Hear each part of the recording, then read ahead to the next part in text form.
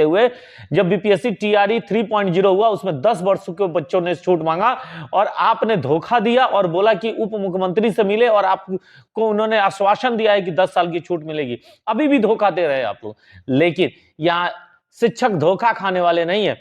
आपको पता होना चाहिए कि अब 10 साल उम्र की छूट लेकर लोग कोर्ट पहुंच चुके हैं। हाईकोर्ट प्रधान अध्यापक और प्रधान टीचर के लिए बम्पर भर्ती आ चुकी है जो 40,000 वैकेंसी होने जा रही है फिर से बिहार राज्य में। और यहां पे बीपीएससी के माध्यम से भी इस भर्ती प्रक्रिया का भी आयोजन होने जा रहा है। आपको बताएंगे कि आखिर क्यों सीबीआई जांच होनी चाहिए, अब सीबीआई जांच नहीं तो कभी नहीं। आपको मालूम है नियोजित शिक्षकों की सक्षमता परीक्षा इसकी जांच प्रक्रियाएं भी लगातार चल रही हैं और इसमें अभी तक 70 से अधिक टीचर पकड़े जा चुके हैं जो कि पूर्व से ही शिक्षा दे रहे हैं और लगातार तनख्वाह ये उठा रहे थे और उनको अयोग्य घोषित किया जाता है। जानते हैं कैसे? सीटेट का कोई एक कैंडिडेट पेपर पास किया है और उसके जगह 5 जगहों पे लोग नियुक्त हैं और कार्य कर रहे हैं और पेमेंट को पूरा उठा रहे हैं।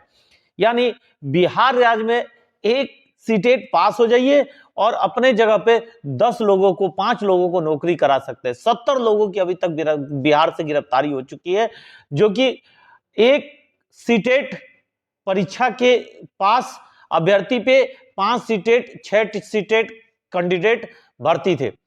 अब नियोजित शिक्षकों के तलवार लटक चुकी है और ये भर्ती किसके समय हुई, कब हुई, इसके बारे में आप भी जानते हैं। जितनी भर्तियां हुई हैं ज्यादातर नीतीश सरकार के ही शासनकाल में हुई हैं, तो बहुत बड़ा संदेह भी एक सामने स्पष्ट हो रहा है। यहीं पे प्रधान अध्यापक और शिक्षक की जो भर्ती है 40,000, इन दोनों कैटेगरियों को जोड़ के जो भर्ती होने जा रही है, क्या बीपीएससी फिर उस पेपर को क्लियर करा पाएगी? इनके ऊपर लगातार क्वेश्चन उठ रहे हैं क्योंकि बीपीएससी टीआरई 1.0, 2.0 की भर्ती कराए तथा 3.0 की भर्ती कराने वाले हैं। लेकिन इन दोनों भर्तियों में बम्पर धांधली पकड़ी गई जिसके ऊपर सीबीआई जांच बैठनी थी और बैठनी चाहिए थी। जब तक भाजपा पार्टी बना के एक संगठन बना के एक साथ एक मंच पे नहीं आए थे तब तक वही उप मुख्यमंत्री कहा करते थे कि बिहार में सीबीआई जांच बैठनी चाहिए। आज सत्ता में आते ही सीबीआई जांच की सारी बातें भूल गए। उन शिक्षकों से मैं पूछना चाहता हूं कि जिन्होंने आपके कर्तव्य को अनदेखा करते हुए आपको गुमराह करने का कार्य किया है, उनसे मैं पूछना चाहता हूं कि बीपीएससी टीआरई 1.0, 2.0 को देखते हुए जब बीपीएससी टीआरई 3.0 हुआ उसमें 10 वर्षों के बच्चों ने छूट मांगा और आपने धोखा दिया और बोला कि उप मुख्यमंत्री से मिले और आपको उन्होंने आश्वासन दिया है कि 10 साल की छूट मिलेगी। अभी भी धोखा दे रहे हैं आप लोग। लेकिन यहां शिक्षक धोखा खाने वाले नहीं है। आपको पता होना चाहिए कि अब 10 साल उम्र की छूट लेकर लोग कोर्ट पहुंच चुके हैं। हाईकोर्ट, पटना हाईकोर्ट पहुंच चुके हैं। अब उसकी सुनवाई पटना हाईकोर्ट में होना है। लेकिन यहां पे एक क्वेश्चन पॉइंट सामने आ जाता है कि 15, 16, 17 को इसका पेपर होना है। क्या पटना हाईकोर्ट में सुनवाई हो पाएगी? इसकी याचिकाएं लग पाएंगे? ये सारी चीजें सबके मन में क्वेश्चन है, सवाल है। ये पटना हाईकोर्ट के ऊपर निर्भर करता है कि वो इस भर्ती पे चाहे तो पेपर पे रोक लगा सकती है कि अभी पेपर नहीं होगा जब तक कि पूर्णतः निर्णय नहीं आ जाएगा। आपको पता है बीपीएससी टीआरई 1.0 और 2.0 में 10 वर्ष की छूट मिली थी और बच्चों ने अपना पेपर दिया था। लेकिन बीपीएससी टीआरई 3.0 में किसी भी प्रकार की छूट नहीं दी जा रही है और ये लोग कोर्ट जा चुके हैं कि हमको अवसर दिया जाए। ये बताइए, क्या ये टीचरों की गलती है? आपने वैकेंसी नहीं दिया, आपने मौका नहीं दिया, इनके ऊपर लाठियां इतने सालों तक बरसाते रहे और जब मौका मिला इनको पेपर देने का तो इनको उम्र में अधिक दिखा के बाहर करने का एक नया तरीका, नया जरिया बना रहे हैं आप लोग।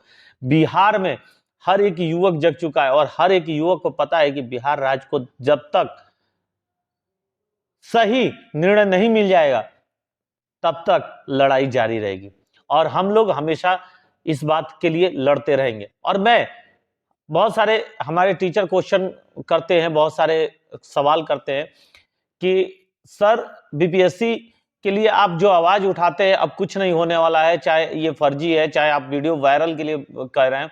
तो मेरा पीछे पलट के एक बार वीडियो देख लीजिए, सारे वीडियो जाके।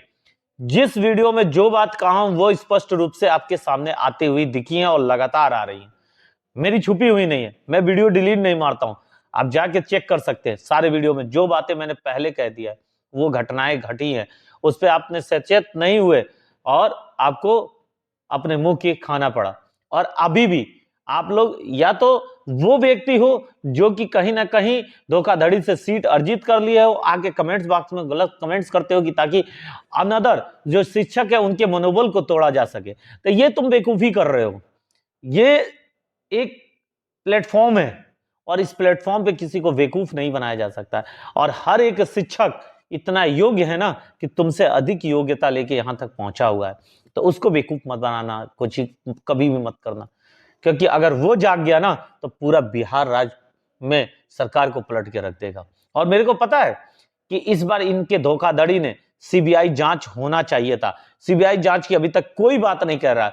मैं खुश हूं कि उप मुख्यमंत्री साहब इस बात को, पूर्व के उप मुख्यमंत्री साहब इस बात को कह रहे हैं हर एक मंच पे। आज पटना में भी उन्होंने भाषण में स्पष्ट किया कि 17 महीने में जितना मैंने रोजगार दे दिया उतना 17 साल में लोग रोजगार नहीं दिए। मैं मानने को तैयार हूं, आपने 17 महीने में रोजगार निकाले, दिए नहीं, रोजगार निकाले, लेकिन सही लड़कों की जब नियुक्ति नहीं हुई तो हम कैसे मान लें कि आपने सही लोगों को नियुक्त किया है।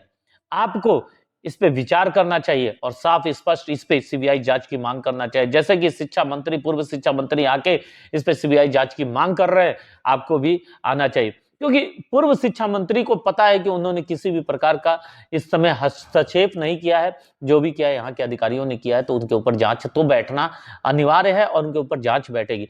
लेकिन कितने आप और हम सत्य हैं, कितनी लड़ाई लड़ सकते हैं, ये सबसे अधिक इंपॉर्टेंट है। सबसे बड़ी बात है कि एक ऐसा व्यक्ति जो कि स्वयं शिक्षा मंत्री रहा हो और वो आके अगर शिक्षकों के लिए आवाज उठा रहा है, इसके मतलब कहीं ना कहीं या तो शिक्षा अधिकारी जो थे वहां पे धांधली हुई, या तो सरकार भी अब पीछे भाग चुकी है, या तो सरकार भी शामिल हो सकती है। लेकिन सरकार यहाँ पे पीछे भाग चुकी है कि बीपीएससी में विज्ञापन में किसी भी प्रकार की छेड़खानी उसके नियम या उसके कहने पे नहीं किया गया। ये छेड़खानी बीपीएससी स्वयं की है और विज्ञापन में छेड़खानी बीपीएससी ने क्यों किया इसके बारे में वो आके स्पष्ट करे। बीपीएससी ने विज्ञापन में छेड़खानी करके युवाओं के कैरियर से खिलवाड़ कर दिया। जो युवा योग्य युवा थे, जो युवा एक रोजगार पाने का एक अवसर था उनके पास, उनको आपने अयोग्य घोषित करवा दिया और जो अयोग्य थे उनको आपने रोजगार दे दिया। नहीं है तो एक बार और कंपटीशन में उनके साथ हमको बैठा लीजिए। मैं चैलेंज करता हूं कि यदि उनसे मैं अधिक नंबर ना लाऊं तो मेरे को बाहर कर दीजिएगा। लेकिन उन धांधलीकर्ताओं को सामने रखिए, उनको बाहर करिए और लगातार उनकी गिरफ्तारियां हुई हैं। अगर अभी भी सही तरीके से जांच हो और सही तरीके से इनको बुला के बैठकें कराई जाए तो वहां पे अभी भी कम से कम 100 से अधिक टीचर पकड़े जाएंगे।